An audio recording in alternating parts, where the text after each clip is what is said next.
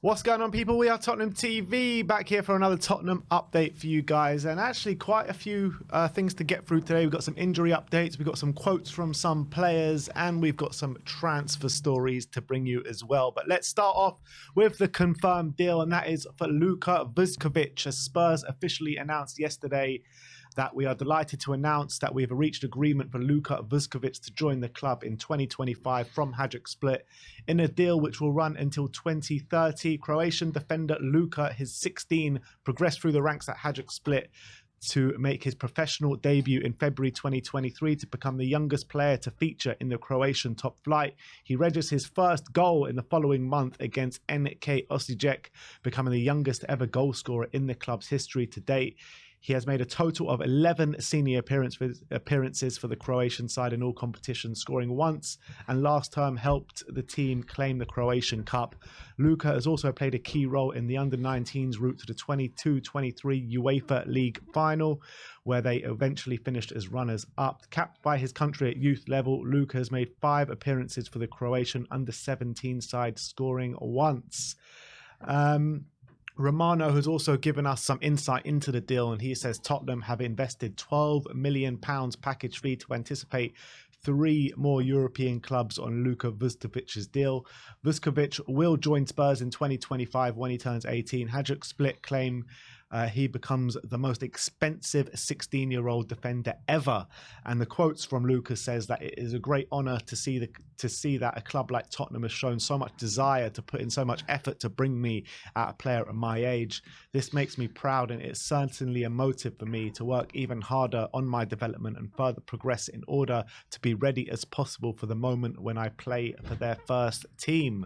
So, I mean, we've spoken about it before. Obviously, he's got a very high ceiling. Most expensive 16-year-old ever at £12 million. That's quite a heavy investment for someone of 16 years of age. But to be fair, when we've made these investments in the recent past, you know, Pape Matar at 18 years of age, we invested a fairly decent fee for him and even loaned him back for a year, and that investment's paid off. Destiny Udogie at 19 years of age or 18 years of age, we invested quite heavily in him as well, and that seems to pay off. So I'm really glad that we're getting ahead of the game. We're kind of investing in our future and in our youth. And yes, we're not going to see him in 2 years. He's not going to come until 2025. But I think you have to say that if the fact that we've scouted him for a long time, we've beaten a lot of competition, I think it's a very exciting signing, and I can't wait for him to get involved in 2 years' time. But even in 2 years' time, is he going to be part of the first team? We'll have to wait and see, because he's still only going to be 18. But his physical attributes seem to imply that he's much like ahead of his age in terms of his how physically ready he could be. So we'll have to look. We have to wait and see how he is in 2 years' time. I'm sure we'll have 2 good years at Hajduk Split.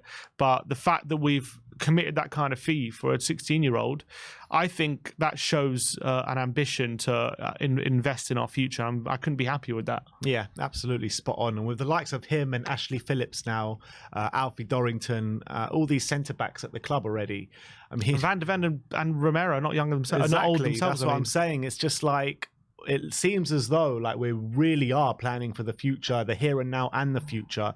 And this club, in terms of development, recruitment, really does seem to be going in the right direction, and it looks like the centre-back situation is sorted for many years to come. Well, yeah, we'll have to wait and see. But look, and also, if you are Daniel Levy and you want to run the club in the way he's been trying to be running it, surely this is the best way forward, trying to develop your own talent and trying to invest in that way and avoid big outlays for big players down the line. Obviously, a lot of Tottenham fans have been wanting, like, Tottenham spend big money on big signings, and that's obviously gets attention and that gets the fans' excitement.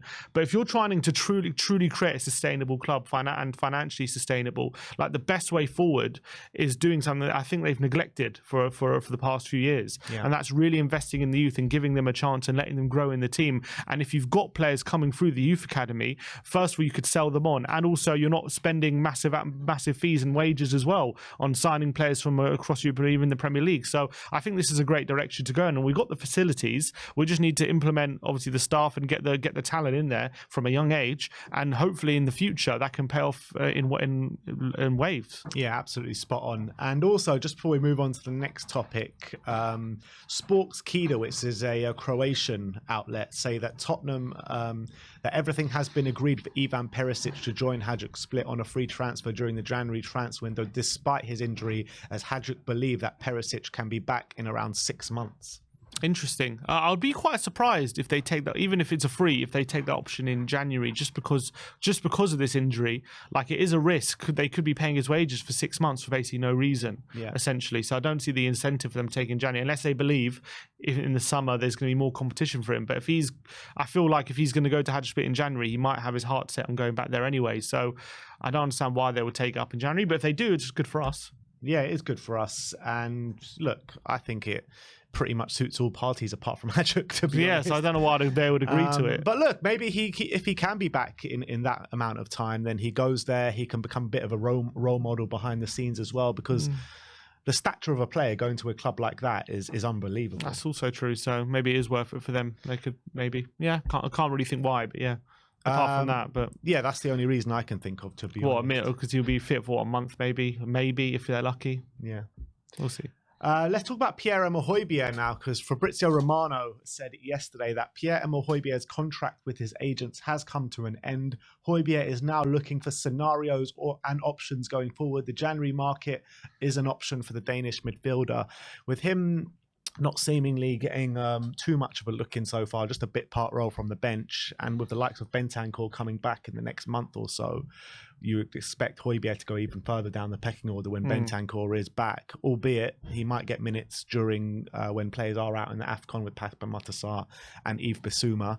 I mean, do you think that he will be looking for the exit door in January? I think so, given the minutes. Look, given the caliber of player he is and what he expects of himself, and the fact that he's been a regular starter for many years at Spurs, and I think he's not done a bad job. I don't think he's been a bad player for Tottenham. So the fact that he finds himself, I wouldn't say surplus to requirements, but definitely down the pecking order, must be frustrating for him at this current time. And I think he's done all right when he's come on and provided some cameos, but he wants to be a starter week in, week out. He wants to feel important to the team, and especially when he was part of the leadership group in last year and for the past couple of years, the fact he's been demoted from that and he's not got regular game time now, that must be a difficult situation. And obviously he found offers hard to come by. He obviously there was interest of Atletico and Fulham, but Atletico probably he wanted, but they didn't have the money. Fulham, he didn't really want that job, so that role. So I feel like maybe he just does need a new agent to maybe look for new opportunities. Maybe he wasn't too happy with the job his agent was doing over the summer. So I do think he probably looks for a move in January and at the earliest opportunity. And it wouldn't surprise me at all. But it's all about whether a deal can work for us, because at the moment he's still doing a good job off the bench, so he's still providing value. And look, even like Ollie Skip, he's not getting any minutes off the bench at the moment. He seems to be completely frozen out. So we still need him right now. But if obviously if there's a move on the table and it's good for both parties, I'm sure Spurs would accept. So I wouldn't say I expect a move to happen, but I expect definitely there to be a lot of talk about it in January. And if it doesn't happen in January, it'll happen in the summer. It'll happen. Yeah, it'll happen sooner rather than later. All right, let's move on to a potential striker Spurs have been scouting, apparently. Santiago Gimenez from Feyenoord. There's 90-minute report that Feyenoord striker Santiago Gimenez was a subject of scouting visits from Tottenham, Arsenal and Chelsea over the weekend for the match against Ajax. And funnily enough, that match against Ajax got called off because of fan riots. Yeah. And I think they're replaying it or playing from the 55th minute onwards today. So they didn't get to see much of him. No, definitely not. But I remember there was talk about him last summer. Sorry, a young striker who seems to be really making his way at Feyenoord right now. I don't know too much about him. I know he's got a decent goal scoring record for Feyenoord. He got 15 goals last season. This season he's already got 6 goals in 5 games. He's 22 years of age, Mexican.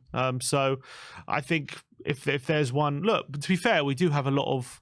Well, maybe we do need a striker because we don't know what the future of Richarlison holds. Son's obviously aging a bit, but he's obviously playing very well at the moment. We've got Valise coming in.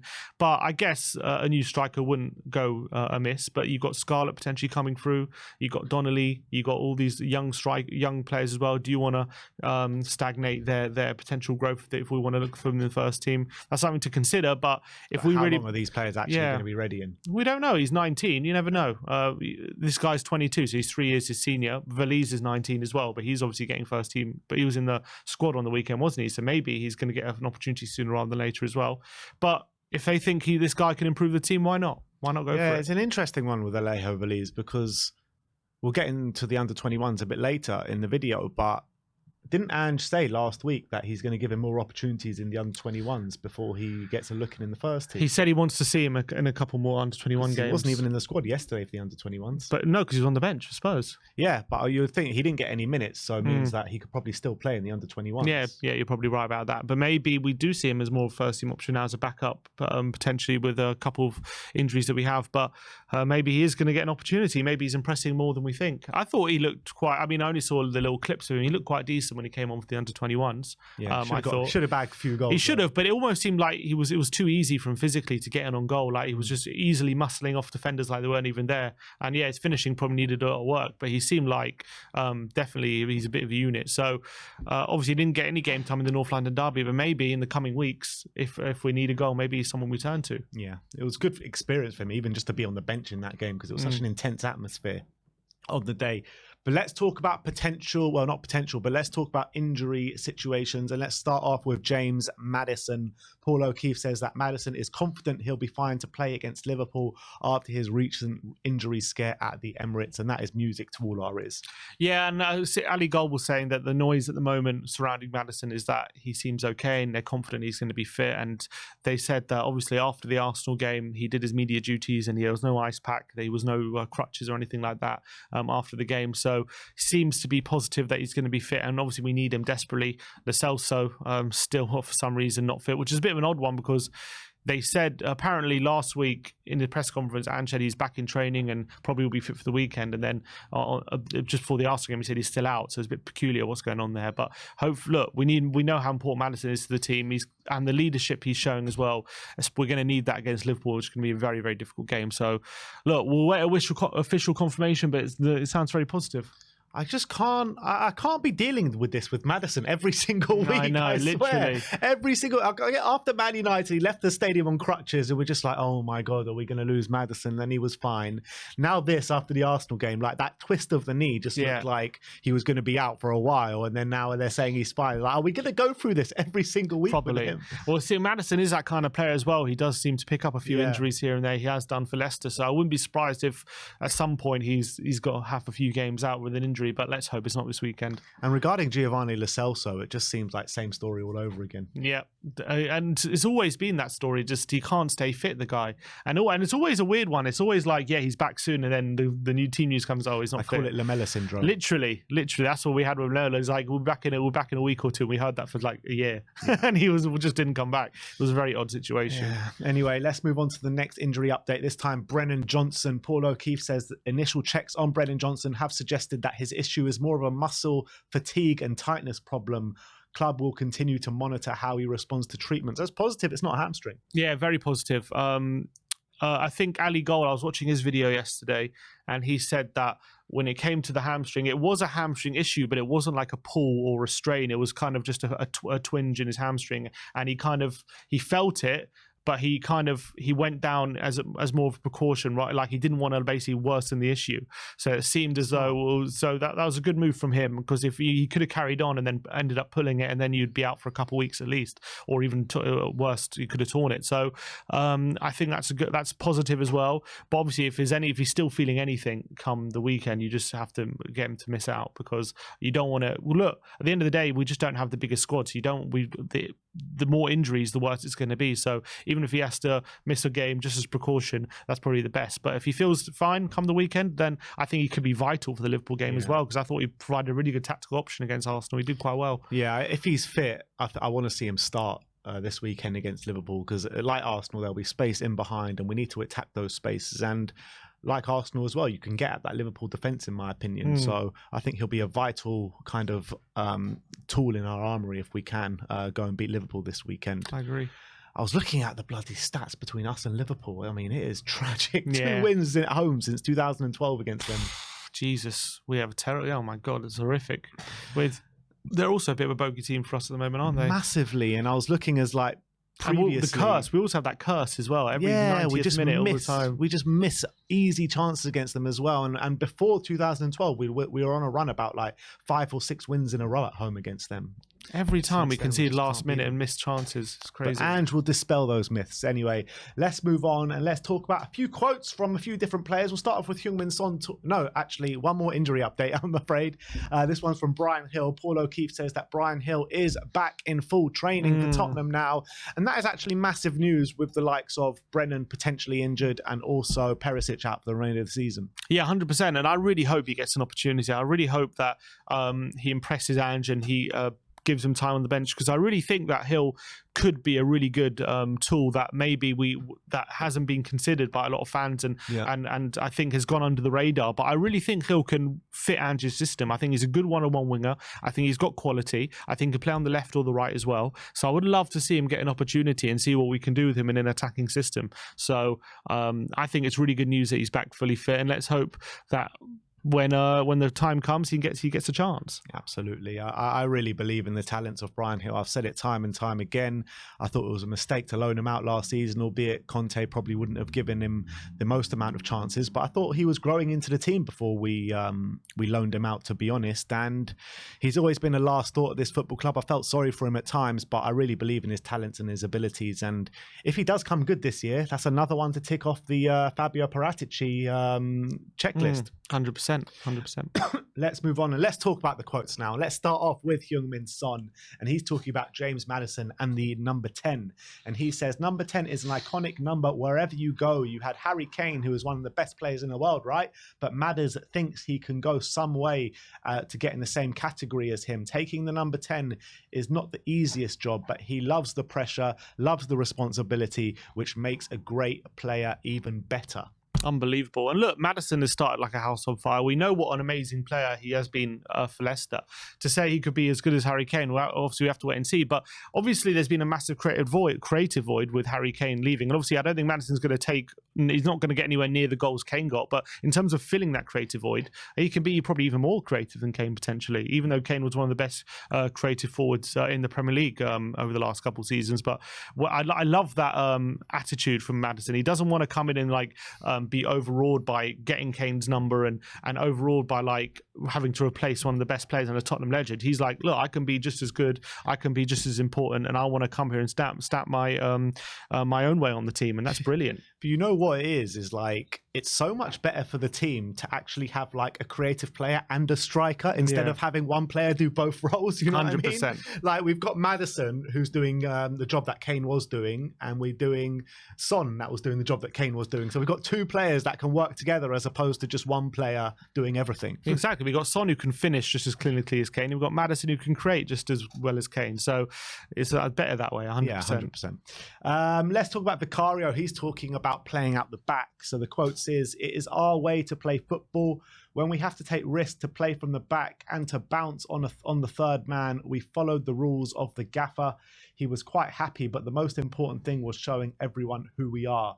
Just this, I think we deserved more because we played great football." And obviously he was talking on the North London derby there.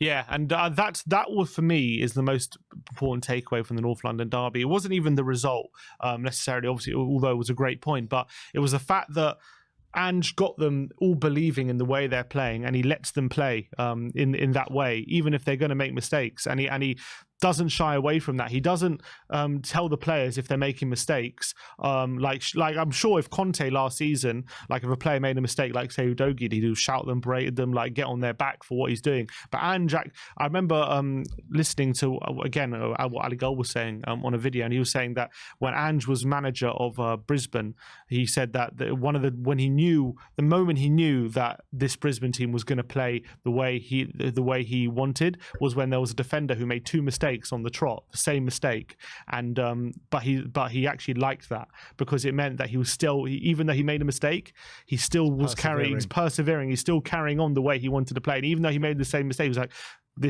I've got them now.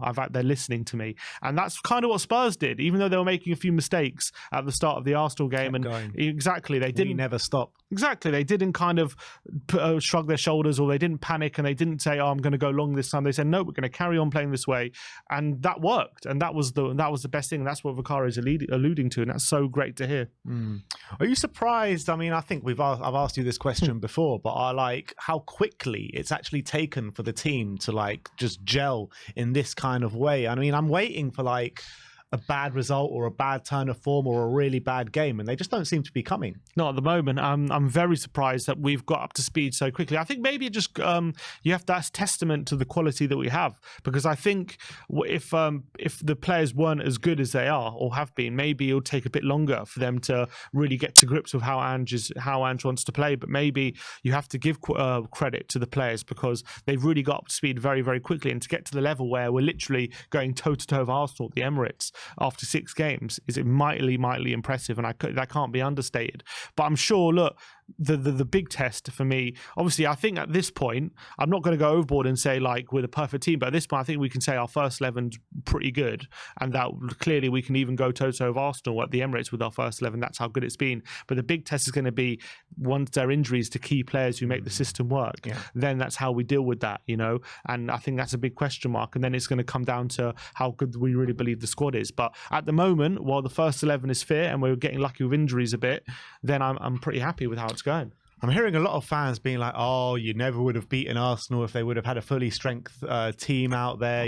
They were blighted by injuries. Even their best player on the day, Declan Rice, goes off at half time. I mean, what are they going to say if we beat Liverpool this weekend? Nothing. There's nothing I can say. They shouldn't really be saying anything. There's no excuse. I don't want to hear injuries. There's no excuse for Arsenal. They're 5 years into their project. We're 6 games in, and they said they were going to batter us before the game. I don't want to hear now injuries. Oh, we had injuries. You're supposed to have a deep squad. You're supposed to have one of the. They claim to have the best squad depth in the league. So you can't now come around and say, oh, injuries meant we didn't win. I don't want to hear it. Yeah, spot on.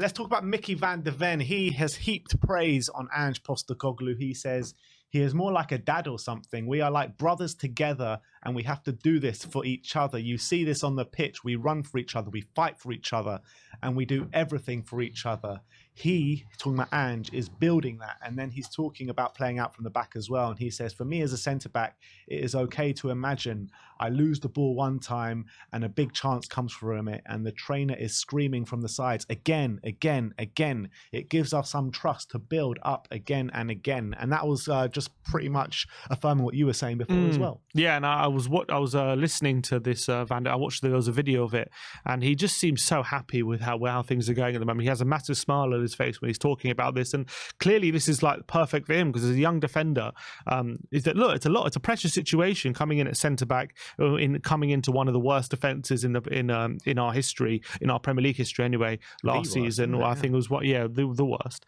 and coming in as a 22-year-old to come and fix that situation must be a bit daunting. But clearly, Ange has given all the confidence in the world, and he's basically saying, look, you can make all the mistakes you want, don't worry about it. It's my fault if you make the mistakes. So I just want you to play the way that I'm asking, and that's exactly. And I think it's perfect for him. And I think that he's clearly got the quality to that where if the pressure's not on him, he can play. And he's been absolutely fantastic in the first few games, and I'm so happy to have him. And I think it's been an absolute masterstroke of a signing. And it's like, how different is it to the likes of like Conte and Jose Mourinho when they used to set out the way they used to play, regardless of the playing style? Whenever players used to make mistakes, like they were just like, well, it's not my fault. I told them what to do. Same coach, different players. Yeah. That's what Mourinho used to say. And it's fine if you have players who can handle that kind of pressure, but we just didn't. We didn't have those kind of personalities, and he didn't know how to manage the kind of players that we did. And I remember there were games where like it would be an even game, and then we would make one mistake and end up drawing when we went up or something like that. And then everyone would just focus on this one mistake. And the difference is now, like, we can make mistakes, but we know it doesn't matter as much, because we're going to make the opportunities. That the mistakes we're going to make, that it's going to be balanced out by the chances we create. And that's the most encouraging thing. And it was so draining when you're all constantly like blaming singular players and blaming them for singular mistakes. Like they could go through a game like near faultless, and they make one mistake, it costs us a goal, and that goal ends up costing us points because we're so focused on just not making mistakes all the time. One mistake and all of a sudden that's dropped points. And now we can make mistakes, and it's so freeing because you're not focused on them. Yeah, absolutely. And it's just like such a breath of fresh air to watch. Like, even if they do make mistakes, just keep going in the same way. Keep going, keep going, keep going. And ultimately, we haven't had a bad result this season. Let's talk about final quotes is from Richarlison, talking about those recent problems and issues that were going on. And he says, that outburst was a weight off my shoulders. After that, I think things got better so much that I came back here happy. The group embraced me here. I came back scoring goals, giving assists. It was good to get that off my chest. I'm a guy who keeps things to myself, and at that moment, I spoke from the heart. What I was suffering wasn't on the pitch in training. It was the bad people around me. Thank God those people are gone. It's all about getting better. It's all going to get better. Now I have to train as hard as I can this week to be a starter against Liverpool. Are we starting Richarlison this weekend? I don't think so. But look, you can try. Maybe if you're really impressed in training, you never say never, because I still think he's a good player and I still think he's got a lot to give. I just think at the moment, especially in this game against Liverpool, you have to have Son in the 9, because you saw how much trouble we caused Arsenal in that position, and I think he can definitely do the same for Liverpool. And I think he's always had a good game against Liverpool as well, Sonny. So 100% he has to start in that position. But there's Richarlison though. Yeah, Richarlison scored against Liverpool last year. He scored against Liverpool last year at Anfield. That was his first goal. That's 100% true. And I'm glad that the situation is getting rectified in his personal life. I'm delighted for him, and hopefully that can go a long way to maybe improving his on the pitch situation as well. I do think he's been a bit better coming off the bench recently. I thought obviously Sheffield United was great against Arsenal. I thought he caused them a bit of trouble when he came on, albeit he obviously never got the moment he was looking for. But hopefully this can be a continuation. Yeah. So I'm happy for him, and Richarlison back to his best is only going to help everyone. So I'm delighted for him. Spot on. And let's finish off talking about the under-21s as they won 2-0 away at Stoke last night.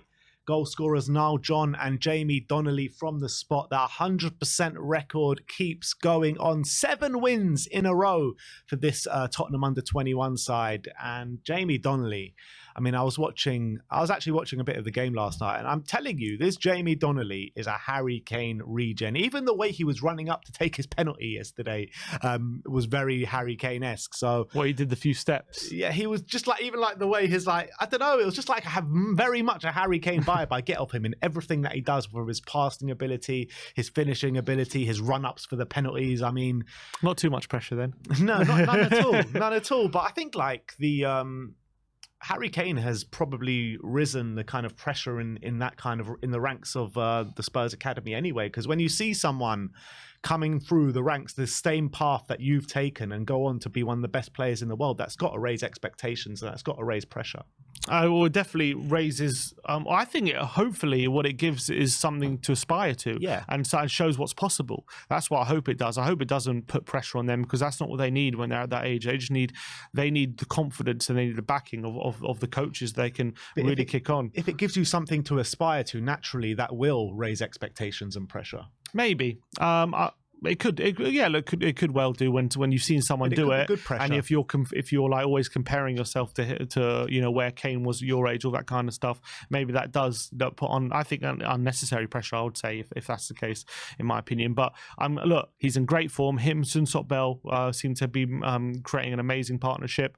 They seem to be taking the under-21s by storm at the moment. I've watched the highlights as well, and he seems to be absolutely taking no prisoners right now. So let's just hope they go strength to strength. Ali Gold reckons that it's potentially a bit of a golden generation coming through. So let's see if he's right. It seems that way. It really does, because you're looking at every place on the pitch. You've got Ashley Phillips at the back, who's absolutely balling it out. You've got Jamie Donnelly, Sunsot Bell, Niall John as well. No one's really talking about. He seems to be scoring quite a lot. We've got that Santiago as well.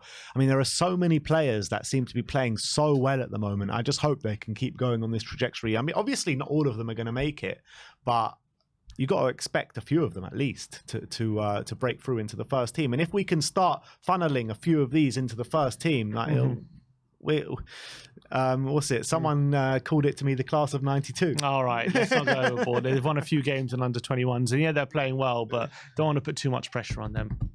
All right, well, there you have it. That is your Tottenham update for today. Let me know in the comment section below your thoughts regarding all the news stories we brought to you today. Like, subscribe, and comment. And as always, come on, you Spurs.